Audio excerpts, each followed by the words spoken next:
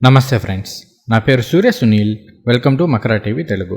ఈ వీడియోలో మనం కుంభరాశి వారికి 2024 డిసెంబర్లో గ్రహాల గోచారం ఆధారంగా ఎటువంటి ఫలితాలు ఉండబోతున్నాయి అనేది తెలుసుకుందాం. ఈ డిసెంబర్ నెలలో కుంభరాశి వారికి రవి, బుధుడు, కుజుడు, శుక్రుడు పూర్తి శుభులుగా సంచారం చేయబోతున్నారు. అలానే రాహువు, కేతువు, గురువు, శని 4 గ్రహాలు కూడా మిశ్రమ ఫలితాలను ఇవ్వబోతున్నాయి. ఈ గ్రహాల గోచారం మొత్తాన్ని కూడా ఓవరాల్గా చూసుకుంటే కుంభరాశిలోని నిరుద్యోగులకి ఈ కాలం అనేది చాలా బాగా కలిసి వస్తుంది. ఖచ్చితంగా ఏదైనా ఒక ఉద్యోగం వచ్చే అవకాశం ఉంది. ఆల్రెడీ ఉద్యోగం చేస్తున్న వాళ్ళకి కాస్త దూర ప్రాంతాలకు బదిలీలు అయ్యే అవకాశాలు ఉన్నాయి. అలానే ఉద్యోగంలో ప్రమోషన్లు వచ్చేందుకు కూడా ఆస్కారం ఉంది. అలానే వ్యాపారస్తులందరికీ కూడా ఈ కాలం అనేది చాలా బాగుంటుంది. ముఖ్యంగా గవర్నమెంట్ తరపున ఏమైనా సహాయ సహకారాలు అందే అవకాశాలు కూడా ఉన్నాయి. ఎవరైనా గవర్నమెంట్ టెండర్లు ఇవి ఏమైనా ప్రయత్నాలు చేస్తుంటే ఒకవేళ మీ జాతకంలో అలాంటి దశలు జరుగుతూ ఉంటే గోచారం పరంగా మాత్రం ఈ నెల అనేది కాస్త అనుకూలంగా ఉంది. ప్రభుత్వం తరపున ఏమైనా సహాయ సహకారాలు పొందవచ్చు. అలానే ఈ రాశిలో ఉన్న కళాకారులందరికీ కూడా చాలా బాగుంటుంది. క్రియేటివ్ రంగాల్లో ఉన్న వాళ్ళకి, ఆర్టిస్టులకి, వీళ్ళందరికీ చాలా బాగా కలిసి వస్తుంది. అలానే ఈ రాశిలో ఉన్న మహిళలకు కూడా ఈ కాలం అనేది చాలా బాగా ఉంది. అలానే సంతాన సౌఖ్యం ఉంటుంది. సంతానం ద్వారా మీరు సుఖ సంతోషాలు పొందే అవకాశాలు అనేవి ఈ కాలంలో చాలా ఎక్కువగా ఉన్నాయి. తర్వాత శత్రువుల మీద విజయాన్ని సాధిస్తారు. ఏ విషయమైనా సరే పట్టుదలతో సాధించుకోగలుగుతారు. అలానే ఆరోగ్య భాగ్యం ఉంటుంది. గతంలో ఏమైనా అనారోగ్య సమస్యలు వచ్చి ఉంటే అవి తొలగే అవకాశాలు అనేవి ఈ కాలంలో కాస్త ఎక్కువగా ఉన్నాయి. దాని సరైన ట్రీట్మెంట్ అనేది మీకు దొరుకుతుంది ఫస్ట్ ఆఫ్ ఆల్. తర్వాత ఇంకొకటి ఏంటి అంటే ఈ కాలంలో అంటే డిసెంబర్ నెలకు వచ్చేసరికి ఈ కుంభరాశిలో ఉన్న వాళ్ళలో కొంతమందికి ఏంటి అంటే కాస్త తెలియని ఆందోళన, ఏదో తెలియని డిప్రెషన్ వచ్చేందుకు కూడా ఆస్కారం ఉంది. అంటే సంవత్సరం అంతా గడిచిపోతుంది, ఇంకా మన లైఫ్ ఇంటి ఇలాగే ఉందన్న డిప్రెషన్, దిగులు వచ్చే అవకాశాలు ఎక్కువగా ఉన్నాయి. కాబట్టి మీరు కాస్త ప్రాణాయామం, మెడిటేషన్ చేయడం అనేది అలవాటు చేసుకోండి. తర్వాత మీ మాట తీరు సంబంధించిన విషయాల్లో కాస్త జాగ్రత్తగా ఉండండి. కొన్ని సందర్భాల్లో మీ మాట తీరు వల్ల ఏదైనా చిన్నపాటి విభేదాలు, గొడవలు అయ్యేందుకు కూడా ఆస్కారం ఉంది. కాబట్టి మాట తీరు విషయంలో కాస్త జాగ్రత్తగా ఉండండి. ఇక ఇప్పుడు మనం ఒక్కొక్క గ్రహాన్ని తీసుకుని ఆ గ్రహ గోచారం ఆధారంగా ఫలితాలు అనేవి చెప్పుకుందాం. ముందుగా రవి గ్రహం. కుంభరాశి వారికి రవి ఏమవుతారు? ఆయన 7వ స్థానానికి అధిపతి అవుతారు. 7వ స్థానానికి అధిపతి అయిన రవి డిసెంబర్ 16వ తేదీ వరకు కూడా 10వ స్థానంలో వృశ్చిక రాశిలో మిత్రక్షేత్రంలో సంచారం చేస్తూ ఉన్నారు. ఇది చాలా బాగా కలిసి వస్తుంది.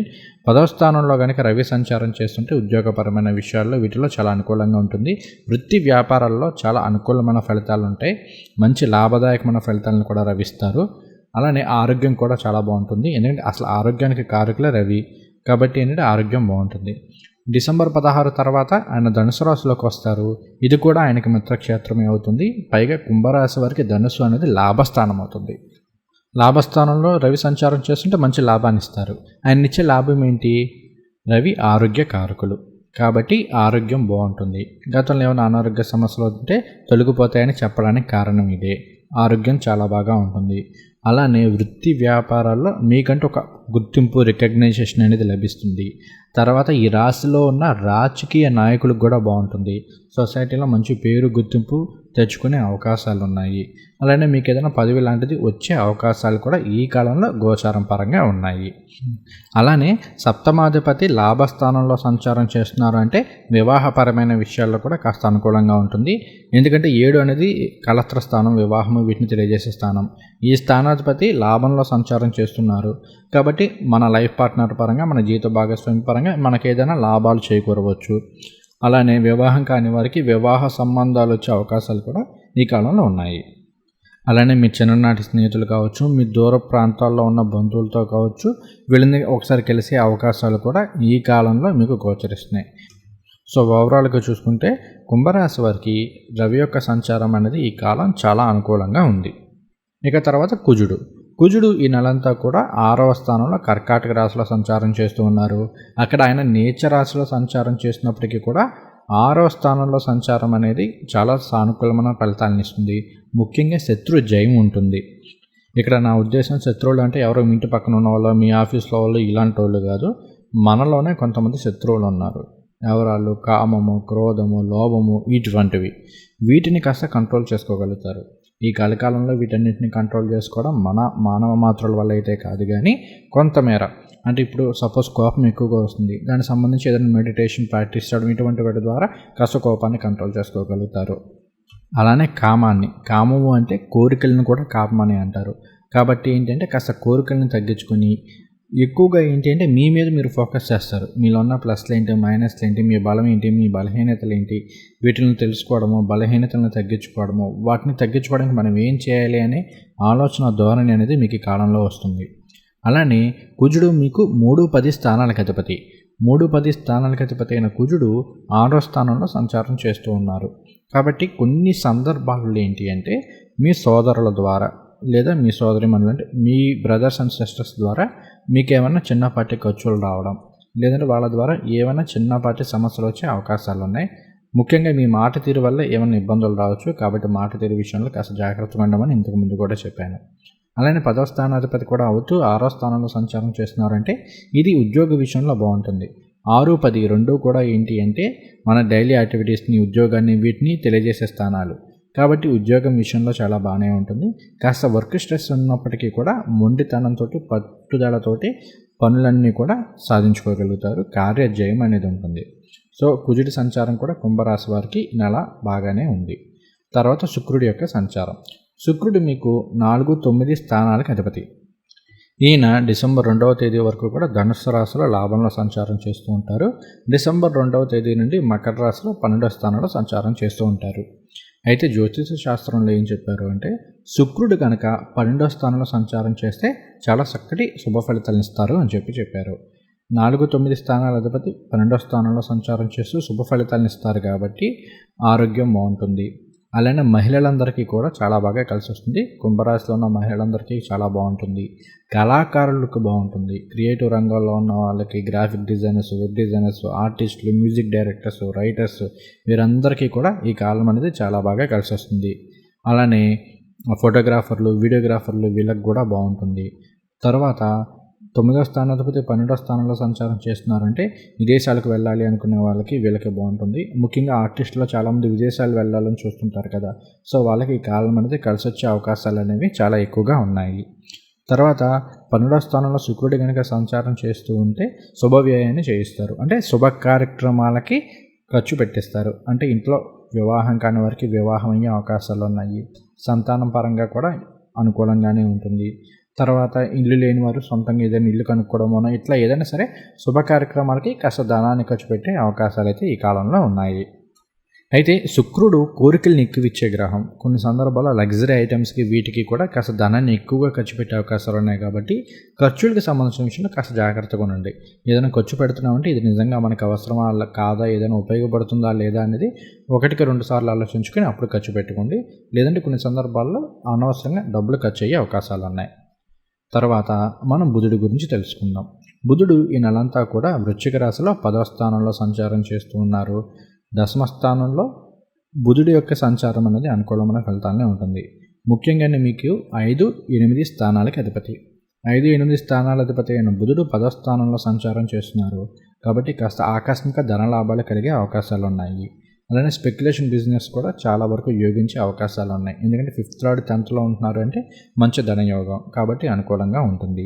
తర్వాత 8వ స్థానాధిపతి 10వ సంచారం చేస్తున్నారు. కాబట్టి కాస్త ఆకస్మికంగా ఉద్యోగాలు రావడం, లేదు అంటే ఏదైనా వర్క్ వల్ల మీకు మంచి పేరు రావడం ఇలాంటివి జరిగే అవకాశాలు ఉన్నాయి. వ్యాపారస్తులకు చాలా బాగుంటుంది. ఎందుకంటే బుధుడు వ్యాపార కారకుడు. కాబట్టి కుంభరాశిలో ఉన్న వ్యాపారస్తులందరికీ కూడా చాలా బాగుంటుంది. అలానే ఇందాక యాక్చువల్గా కుజుడికి సంబంధించి ఒక పాయింట్ చెప్పలేదు.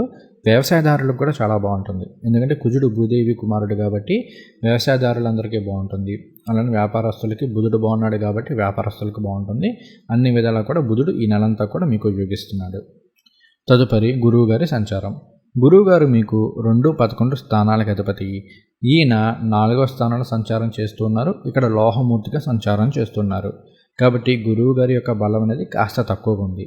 అయితే 2-11 స్థానాల అధిపతి 4లో సంచారం చేస్తున్నారు. ఇక్కడైనా వక్రంలో సంచారం చేస్తున్నారు. కాబట్టి ఏంటి అంటే కాస్త ఇల్లు కానీ వాహనాలు కానీ కొనుగోలు చేయాలనుకున్న వాళ్ళకి మాత్రం ఈ కాలం అనేది కాస్త అనుకూలంగా ఉంటుందని చెప్పుకోవచ్చు. చిన్నపాటి ఆబ్స్టికల్స్ అయితే ఉంటాయి, కానీ ఖచ్చితంగా మీ దగ్గర ధనం ఉండి దానికి సరైన దశ అంతర్దశలు జరుగుతూ ఉంటే మాత్రం ఈ కాలంలో ఖచ్చితంగా ఒక ఇల్లు కొనుక్కోవడం, ఒక వాహనం కొనుగోలు చేయడం ఇలాంటివి చేసే అవకాశాలు అనేవి చాలా ఎక్కువగా ఉన్నాయి. తర్వాత విద్యార్థులకు చాలా బాగుంటుంది. ఎందుకంటే 4 అనేది విద్యాస్థానం కూడా అవుతుంది. ఈ స్థానంలో గురువు గారే సంచారం చేస్తున్నారు కాబట్టి విద్యార్థులకి చాలా అనుకూలంగా ఉంటుంది. మంచి విద్య అనేది వస్తుంది. పరీక్షల్లో మంచి మార్కులతోటి ఉత్తీర్ణులు అవ్వగలుగుతారు. సో ఓవరాల్గా గురువు గారు కూడా పర్వాలేదు, అనుకూలంగానే ఉన్నారు. తర్వాత శని భగవానుడి యొక్క సంచారం. శని భగవానుడు మీ జన్మరాశిలోనే సంచారం చేస్తూ ఉన్నారు. ఈయన మీ జన్మరాశి అధిపతి అలానే వ్యయాధిపతి. 1, 12 స్థానాల అధిపతి అయిన శని భగవానుడు మీ జన్మరాశిలోనే సంచారం చేస్తున్నారు. ఇది ఏలినాటి శని సెకండ్ ఫేజ్ అవుతుంది. అయితే కుంభరాశి అనేది ఆయనకి మూల త్రికోణ రాశి అవడం వలన కొంత ఏలినాటి శని ప్రభావం తక్కువగా ఉంటుందని చెప్పుకోవచ్చు. ఇక్కడ మీకు ఫిజికల్ కంటే కూడా సైకలాజికల్గా ఈ ప్రభావం అనేది ఎక్కువగా ఉంటుంది.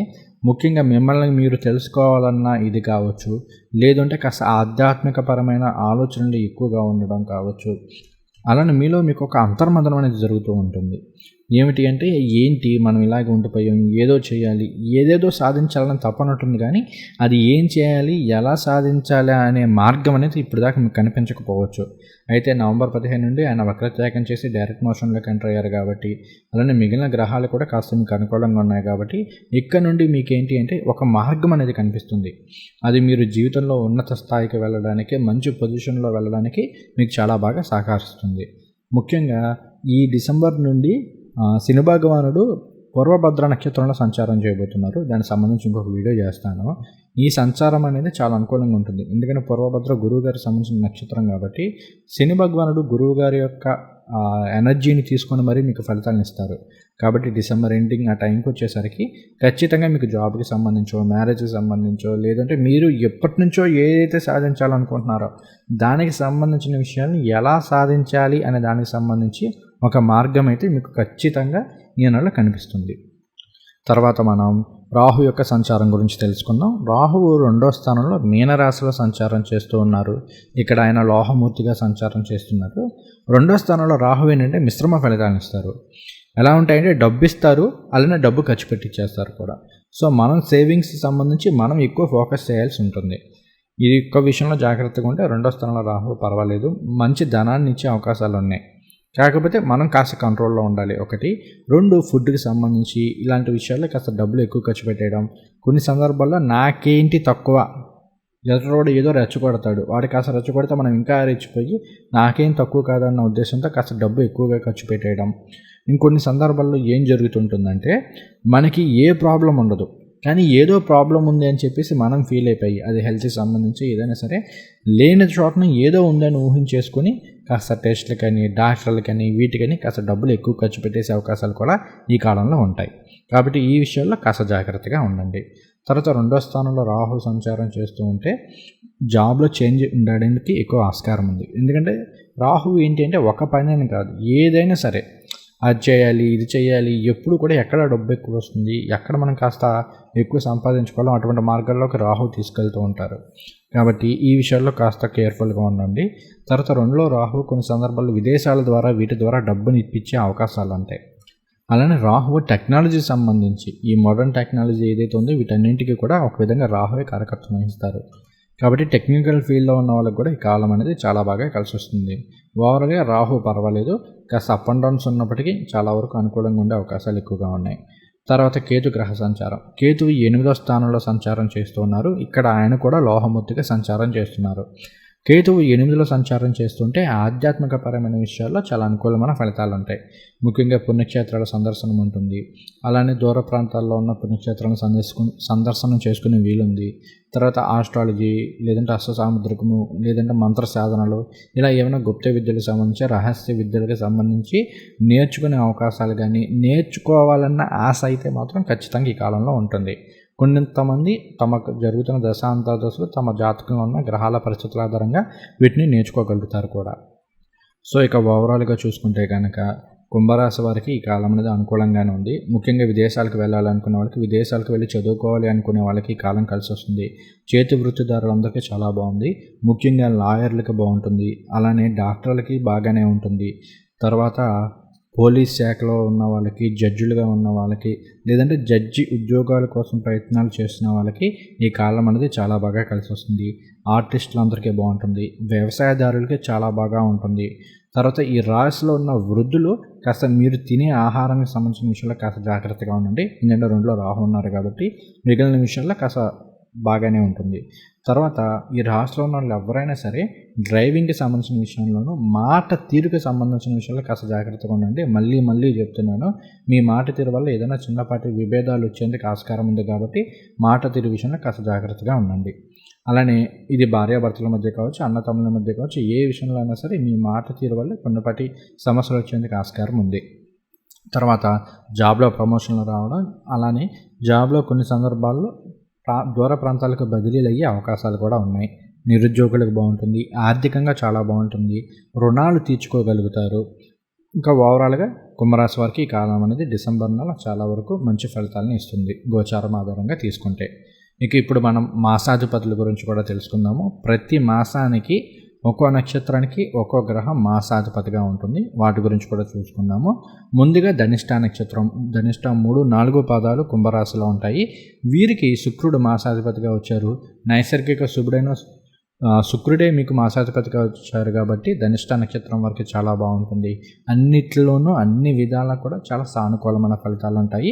మీరు సుబ్రహ్మణ్య భుజంగ స్తోత్రాలు పారాయణ చేసుకోవడం, అలానే లక్ష్మీ అష్టోత్తర శతనామావళి పారాయణ చేసుకోవడం వల్ల చాలా చక్కటి శుభ ఫలితాలను పొందుతారు.